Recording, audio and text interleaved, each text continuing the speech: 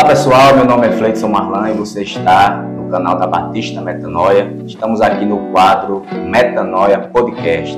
Nesse quadro nós trazemos todas as semanas uma ou duas pessoas convidadas e nós batemos um papo aqui a respeito de conversão, vida cristã, vida antes de ter um encontro com Cristo e muito mais. E hoje nós estamos aqui com uma convidada especial, que é a nossa irmã Eliene Almeida, ali da Assembleia de Deus, Ministério de Perus, aqui em Barra do Tarraxil, na Bahia. Então seja muito bem-vinda, minha irmã Eliene. É um prazer tê-la aqui conosco, para a gente bater esse bate-papo e você também expressar um pouco da sua caminhada cristã. E com certeza muitas pessoas ali que vão assistir vão se identificar em algum momento aqui do nosso diálogo, vão ser renovadas, fortalecidas pelo Senhor.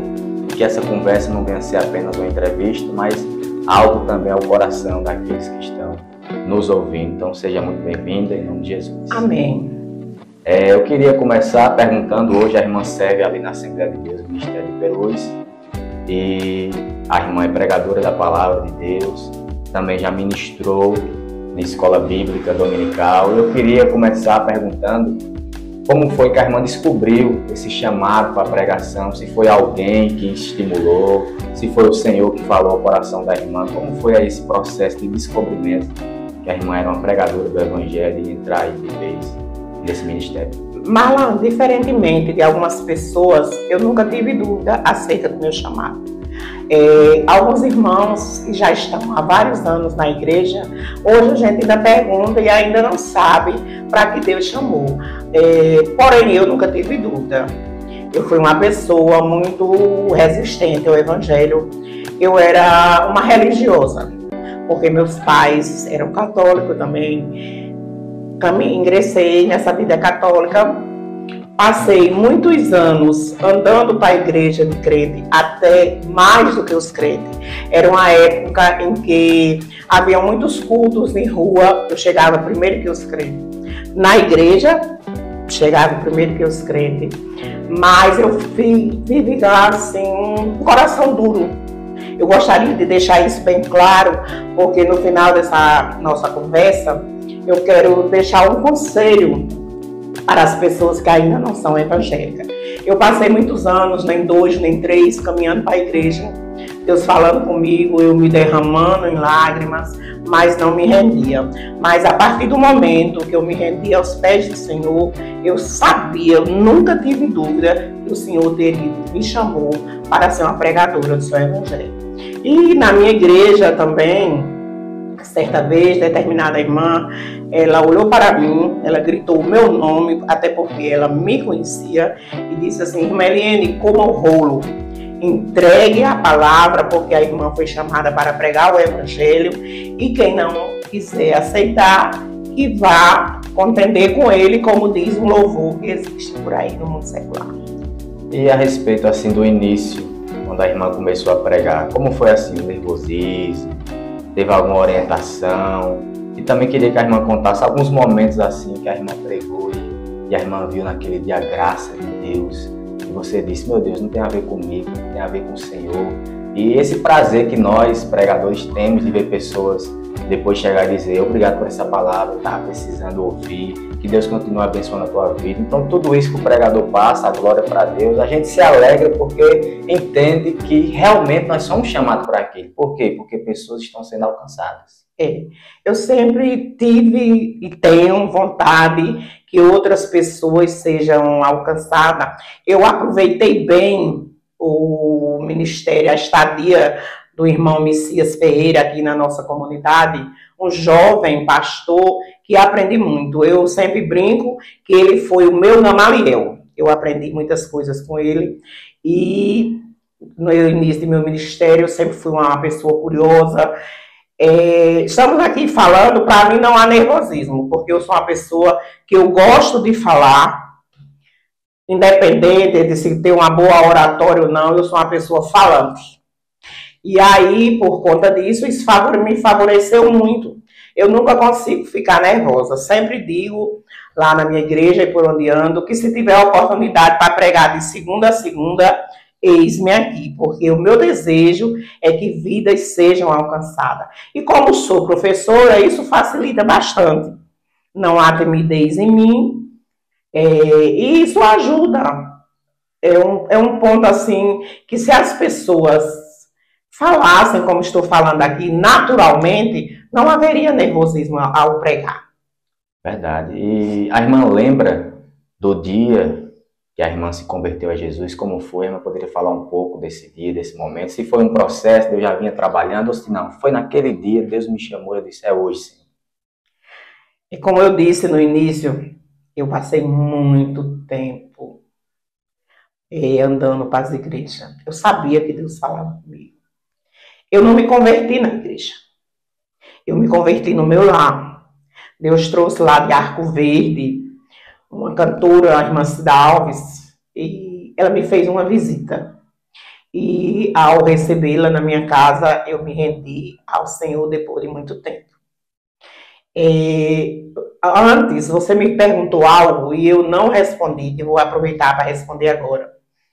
Se houve alguma pregação que foi impactante.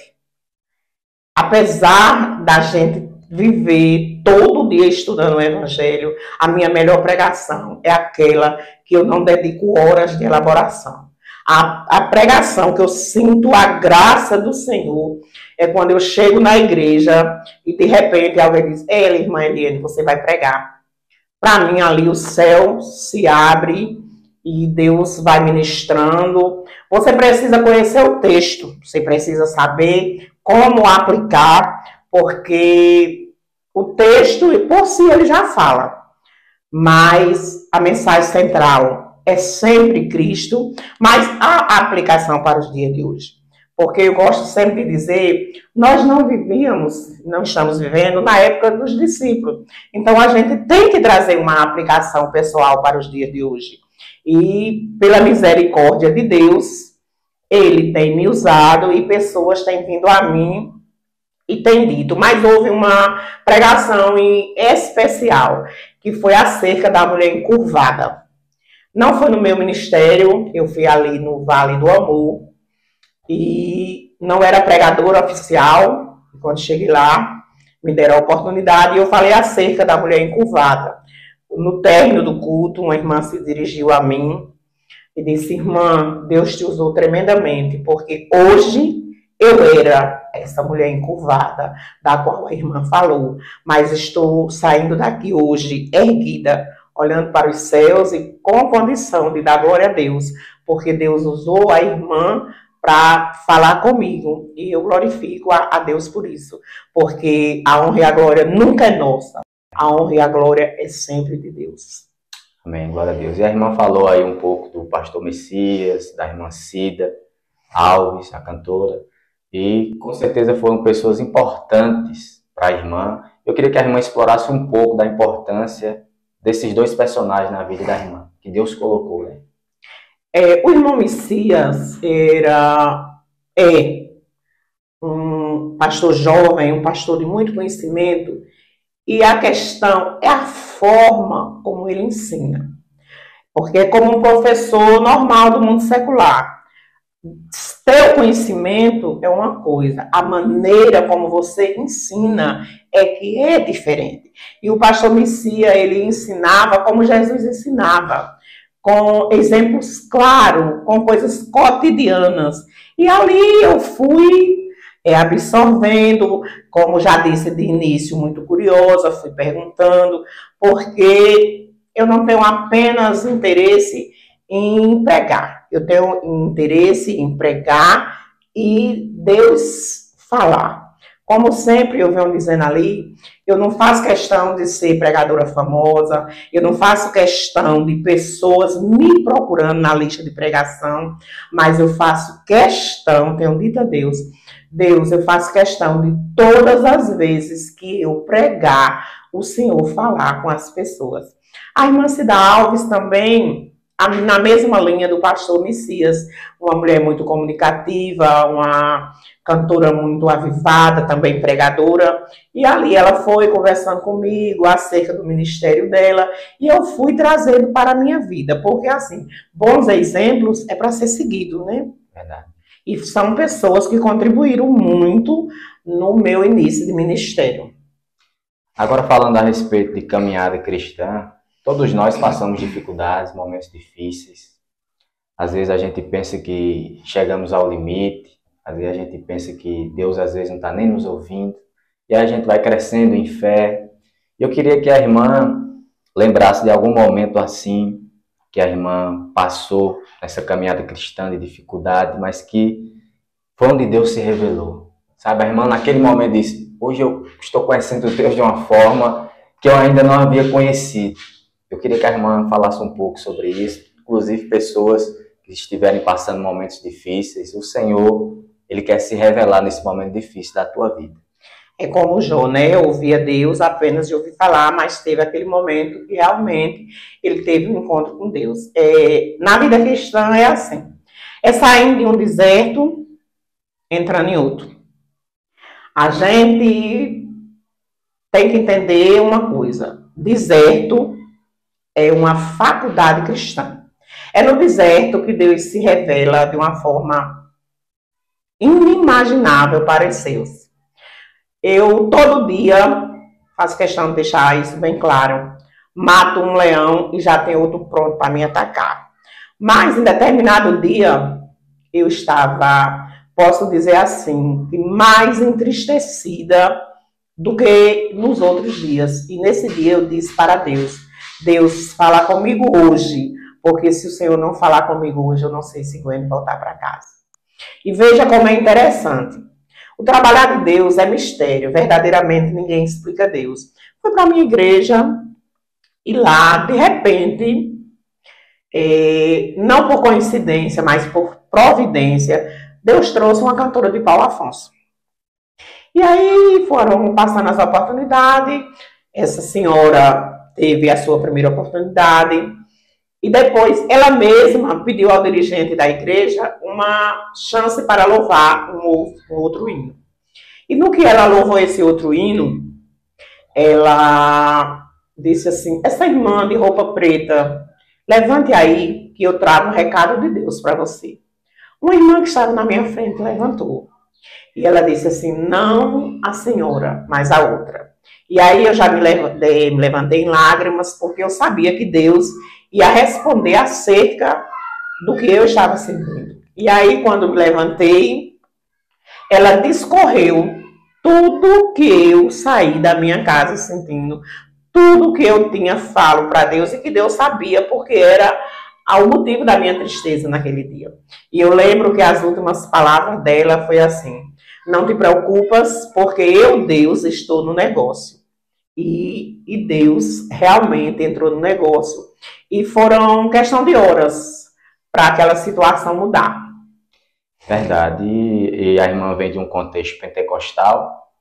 E assim, eu também vim do contexto pentecostal. E no início a gente era estimulado, por um lado, a buscar o dom da língua estranha, né?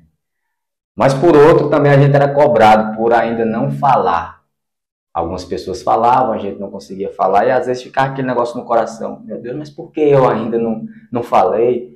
Eu queria que a irmã retratasse um pouco desse momento, quando a irmã entra, a irmã começa a conhecer que existe um falar em línguas, que é um revestimento de autoridade, que a irmã precisa buscar, mas que ao mesmo tempo a irmã não pode forçar, é algo que vem do Espírito. Como foi esse momento aí para a irmã chegar a falar em línguas, a receber essa dádiva de Deus? Eu já fui batizada em línguas, muito embora eu fale pouco, mas eu também entendo que eu falo pouco porque eu tenho buscado pouco. Porque quanto mais a gente busca, mais Deus nos dá. Existe, assim, uma questão que algumas pessoas não entendem, e de repente eu vejo, assim, até pessoas trocando o olhar, porque eu não louvo, tenho voz nada interessante para louvor, mas assim, Deus me usa como se eu estivesse cantando, como se eu estivesse o exaltando, assim como foi no dia de Pentecostes. E realmente as pessoas cobram você falar muito.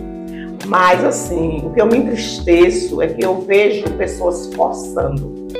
Porque assim, o mesmo Espírito que nos leva a falar em línguas, ele nos mostra quando pessoas, ao subir no púlpito, começam a falar em línguas e a gente entende que não são as línguas realmente, são línguas aprendidas. E isso me entristece, porque todo dom que é nos dado por Deus, ele não precisa ser forçado. Verdade, e eu quero até falar para quem está nos ouvindo que eu sou um continuista, acredito, do dom de variedade de línguas, mas por causa dos excessos e das distorções, muitas pessoas estão perdendo a credibilidade. Mas eu quero dizer a você, não perca a credibilidade porque alguém está distorcendo, porque alguém está criando excessos. Existem pessoas que realmente receberam, falam, e isso é genuíno, é uma dádiva de Deus. Então, eu estimulo você, como Paulo disse, não proibais de falar em línguas. Então, é um dom de Deus. E essas pessoas que cometem excesso, talvez por imaturidade, outros, a gente sabe que não é imaturidade, são pessoas que realmente não teve um encontro com Deus, ilude, engana por onde anda. E eu vejo também algo em Barra Tarrachil, eu queria conversar isso com a irmã, que é o medo que pessoas têm de estar visitando uns aos outros em outras igrejas, ou até mesmo se relacionando no cotidiano, seja na escola, seja no trabalho, seja na rua. O medo de alguém da própria igreja, que é um religioso, chamar ele e dizer: por que você está andando com fulano de outra igreja? Cuidado, senão ele vai levar você para a igreja dele. Cuidado, senão ele vai colocar a cor na sua cabeça. E aqui em Barra Tarrachil, infelizmente, nós ainda temos essa grande barreira. Algumas pessoas, como a irmã e outros, têm tentado quebrar, têm tentado mostrar o caminho da comunhão, mas ainda nós temos uma grande barreira com isso. E realmente essa é uma realidade. Mas se nós formos andar por esse caminho, se a gente for dar ouvido a essas pessoas que não entendem que no céu não há placa de igreja, no céu é uma igreja só, a gente não vai fazer o ID do Senhor como é para ser feito. Porque o ID do Senhor, ele é feito na comunidade, ele é feito na minha igreja, ele é feito em toda a igreja que é aberta. Então, para que está escrito que com bom e suave é que os irmãos vivam em união, se eu não posso frequentar? Eu, particularmente, não gosto de pessoas que desobedecem ao seu pastor. Porém, eu não aceito ser proibida de contribuir com as outras igrejas, porque não por desobediência, eu quero deixar isso bem claro, porque é necessário que as pessoas que estão fora, que elas percebam que os irmãos estão se dando bem, que eu não me identifico em determinada igreja, mas eu me identifico naquela, eu ando em todas as igrejas, inclusive na católica, se assim tiver necessidade. Como um dia já aconteceu uma situação em que uma menina, ela chegou a ser possuída na igreja católica. Eu ia passando, uma pessoa me chamou, me perguntou se eu podia fazer alguma coisa, eu perguntei quem estava lá. Aí ela foi dizendo às pessoas, eu entrei, comecei a expulsar, mas eu não sabia que uma pessoa tinha saído para chamar o padre. O padre chegou muito educado, fez o papel dele, porém chegou um momento que ele entendeu que não conseguia. E ele me deu a oportunidade de eu exercer a minha fé e expulsar. E, de fato, graças a Deus, para a honra e glória de Deus, aquele que estava por trás dela saiu. E isso aconteceu na Igreja Católica. E todas as vezes que houver necessidade de ir lá nessa situação ou em alguma outra, eu vou. E também em todas as igrejas.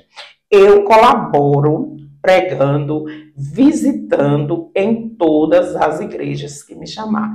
Se me chamar para dar uma saudação na Igreja Católica, eu vou dar. Agora, eu vou dar do jeito que Deus colocar no meu coração. Verdade. A gente tem que agarrar todas as oportunidades que o Senhor concede a cada um de nós. Eu mesmo digo sempre às pessoas, se me chamar para um centro de macumba, eu vou lá pregar a palavra de Deus. Então a gente tem que aproveitar essas oportunidades. E agora, chegando ao final da nossa entrevista, eu queria que a irmã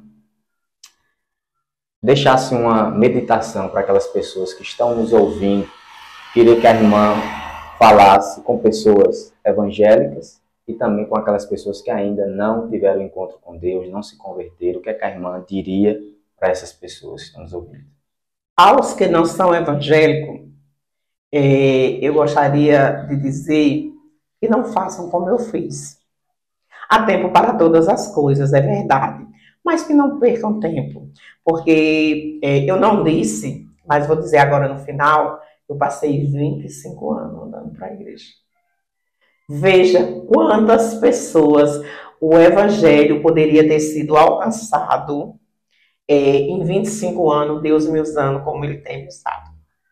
Aos evangélicos, eu digo que não esmoreçam, porque tempestades vão se levantar todo dia, dentro e fora da igreja, porque a gente tem que deixar claro, porque a gente serve a Jesus, mas as tempestades elas também acontecem dentro da igreja.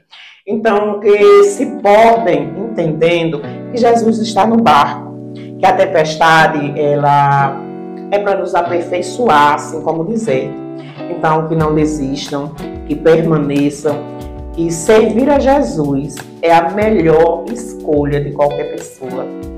E é necessário que a gente amadureça cada dia mais na fé, porque quando a gente entra na igreja, a gente é um menino espiritual, mas a gente não pode permanecer menino a vida inteira.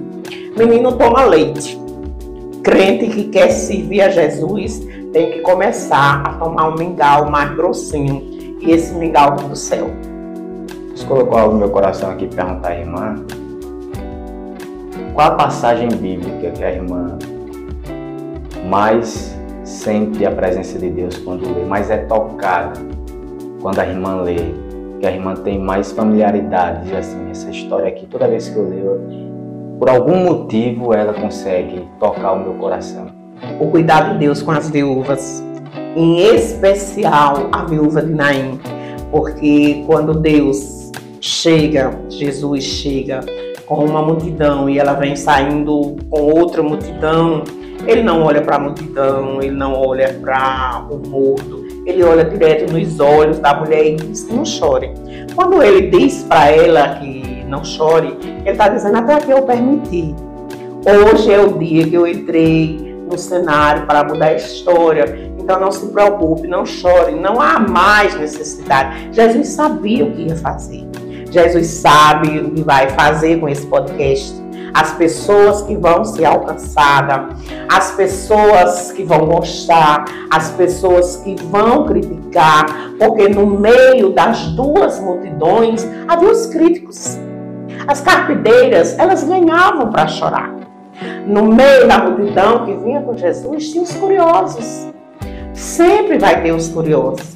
Mas assim, o trabalhar de Deus, ele é perfeito. Não posso, não tem outra palavra para descrever o trabalhar de Deus. Agora, o cuidado que Jesus tinha com as viúvas, isso é uma coisa que eu acho perfeita na Bíblia. Amém. Irmã, muito obrigado por esse bate-papo, ter compartilhado um pouco da sua trajetória. Creio que muitas pessoas vão ser abençoadas, que Deus continue abençoando seu ministério, sua família, que Deus continue te usando para salvar vidas, consolar, restaurar, abençoar para a glória de Deus. E você que assistiu o nosso podcast, não deixe de colocar aí o seu like, compartilhar esse link com a maioria de pessoas que você puder. Coloque no comentário quem você gostaria que eu trouxesse aqui para um bate-papo. Se inscreva no canal e acione o sininho das notificações. Que Deus te abençoe, em nome de Jesus.